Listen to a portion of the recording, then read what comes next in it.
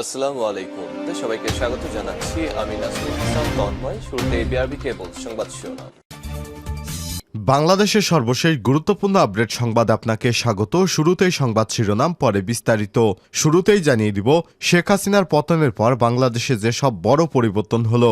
এক মাস আগে আন্দোলনের মুখে পদত্যাগ করে দেশ ছেড়ে ভারতে পালিয়ে গিয়েছিল হাসিনা।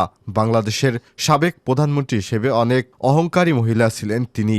5ই আগস্টের ওই ঘটনায় 3 দিন পর শপথ গ্রহণের মাধ্যমে রাষ্ট্র ক্ষমতা গ্রহণ করে নোবেল বিজয়ী অর্থনীতিবিদ অধ্যাপক ডক্টর মোহাম্মদ ইউনূসের অন্তর্বর্তীকালীন সরকার। জানাবো এক মাসে কি কি পরিবর্তন হলো বাংলাদেশে, বিষয় গুরুত্বপূর্ণ সংবাদ। এরপর জানিয়ে দিব, রাজধানীর আশুলিয়ায় শিল্পাঞ্চলে নাশকতার অভিযোগে গ্রেপ্তার 6।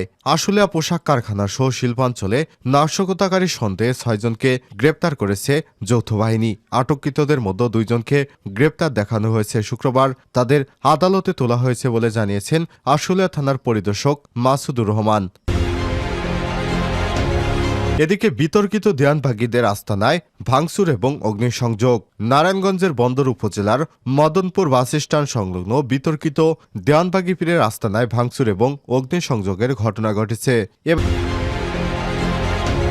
এবারে জানাবো, বিএনপি আতঙ্কে আওয়ামী লীগ নেতাদের সঙ্গে ঘর ছাড়া সন্তানরাও।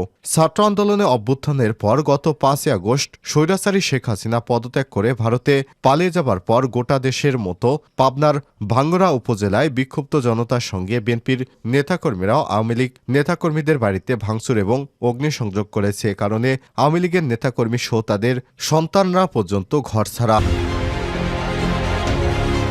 এবারে জানাবো, বিলাসবহুল বাড়ি করেছেন চীন থেকে রাজমিস্ত্রি এনে। 800 একর জমির মালিক বান্দরবন জেলা চেয়ারম্যান।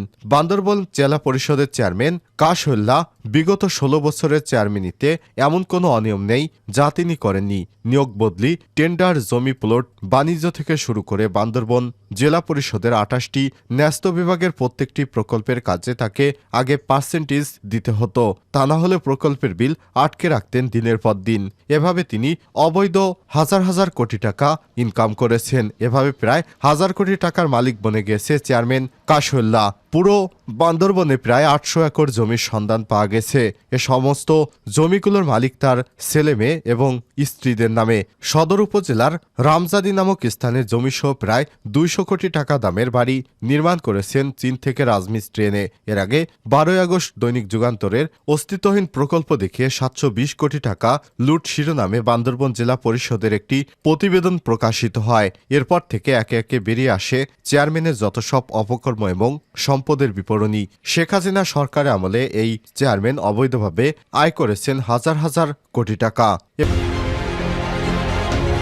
এবং সর্বশেষ জানিয়ে দিব, ফ্রান্সের নতুন প্রধানমন্ত্রীর নাম ঘোষণা করলেন ইমানুয়েল ম্যাক্রো। ফ্রান্সের রাজনৈতিক অচলাবস্থার মধ্য দিয়ে আগাম নির্বাচন শেষ হওয়ার প্রায় 2 মাস পর প্রধানমন্ত্রীর নাম ঘোষণা করেছেন দেশটির প্রেসিডেন্ট ইমানুয়েল ম্যাক্রো। দেশটির নতুন প্রধানমন্ত্রী হিসেবে বর্ষিয়ান রাজনৈতিক মিশেল বার্নিয়ার নাম ঘোষণা করেছেন তিনি।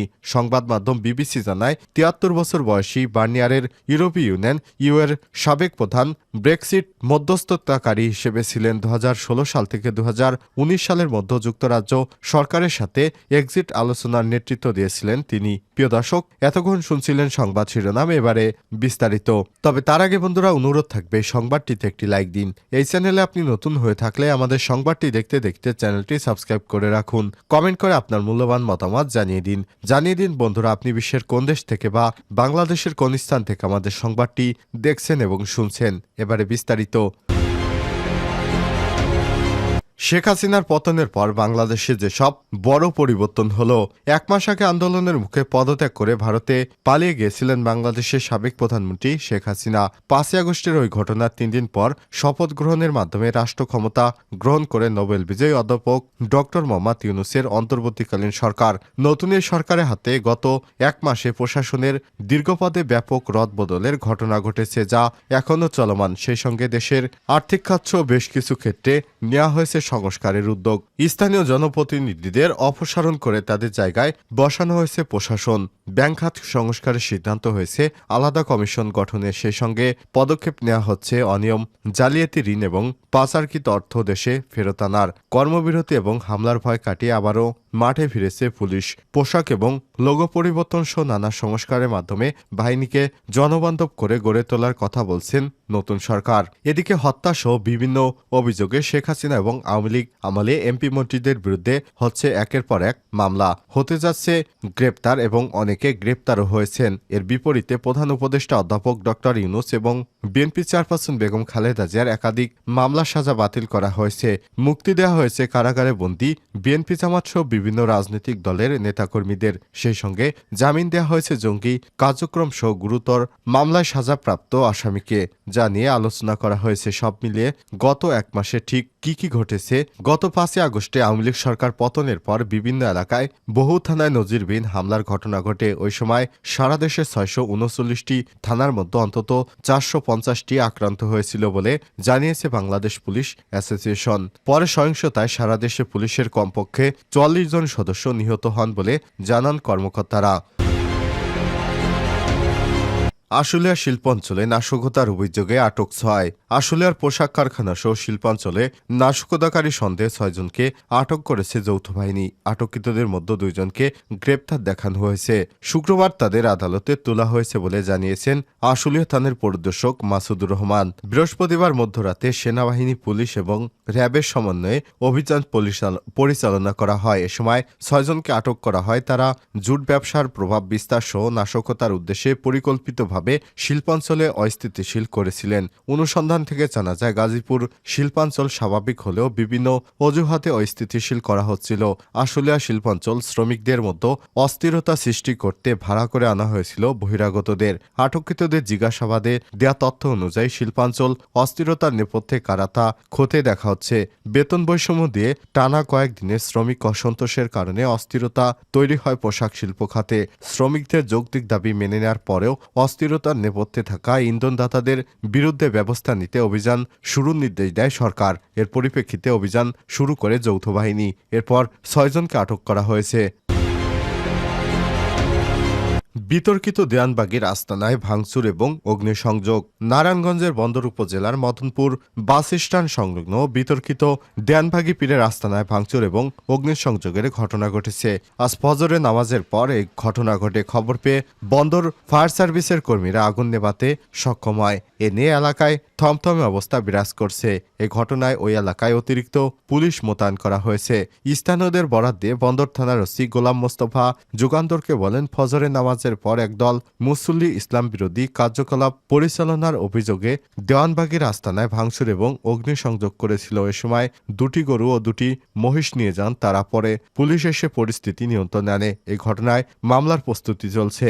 এলাকাবাসী জানান, বৃহস্পতিবার বিকেলে বিতর্কিত দেয়ানবাগী পীরের জন্মবার্ষিকী পালনের প্রস্তুতি নেন তার অনুসারীরা। এ সময় দেয়ানবাগ জামে মসজিদের মুসল্লিরা বাধা দিলে পীরের অনুসারীরা মুসল্লিদের ধাওয়া করে। এ সময় উভয় পক্ষের ইটপাটকেল নিক্ষেপের ঘটনা ঘটে। পরে শুক্রবার ভোর আশেপাশের 10 থেকে 15 গ্রামের মুসল্লিরা ঐক্যবদ্ধ হয়ে দেয়ানবাগী পীরের আস্তানা ভাঙচুর এবং অগ্নিসংযোগ করে। প্রায় 30 বছর আগে দেয়ানবাগীর পীর মাহবুবে খোদা ইসলাম নিয়ে নানা বক্তব্য দিয়ে বিতর্কিত হন। এ নিয়ে আলেম ওলামাদের মধ্যে তার বিরোধ সৃষ্টি হয়। সে সময় দেয়ানবাগী পীরের অনুসারীদের সঙ্গে এলাকাবাসী সহ মুসলিমদের সংঘর্ষ হয়। ওই সময় গুলিতে বেশ কয়েকজন নিহত হন। 2020 সালে বিতর্কিত দেয়ানবাগ পীর মারা যান। বিএনপি আতঙ্কে আওয়ামী লীগ নেতাদের সঙ্গে ঘরছাড়া সন্তানেরা।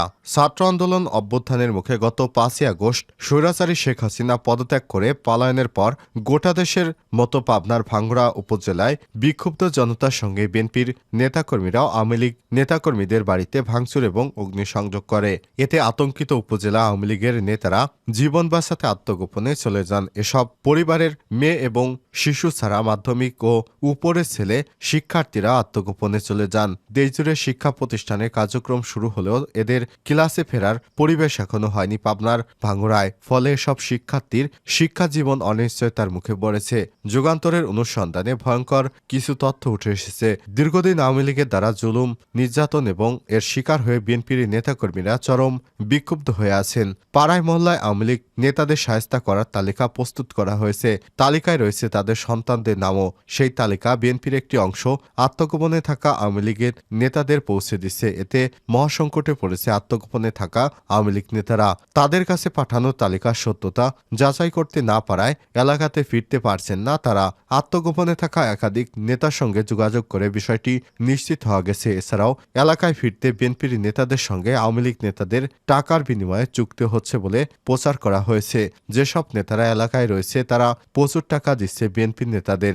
উপজেলার কয়েকটি মাধ্যমিক বিদ্যালয় এবং মহাবিদ্যালয়ে খোঁজ নিয়ে জানা গেছে ওইসব শিক্ষা প্রতিষ্ঠানে পড়ুয়া আওয়ামী লীগ নেতাদের সন্তানেরা এখন পর্যন্ত উপস্থিত হননি। আত্মগোপনে থাকা উপজেলা সরকারি হাজী জামাল উদ্দিন ডিগ্রি কলেজের একাদশ শ্রেণীর একজন শিক্ষার্থী যুগান্তরকে জানান তার বাবা ছিলেন উপজেলা একটি ইউনিয়নের আওয়ামী লীগের সভাপতি। তার বন্ধুদের কাছ থেকে জানতে পেরেছেন কলেজে তাকে প্রতিদিনই খোঁজা হয়। ভয়ে কলেজে ফিরতে পারছেন না তিনি। এই তালিকায় মাধ্যমিকের সপ্তম ও অষ্টম শ্রেণীর শিক্ষার্থীরাও রয়েছেন।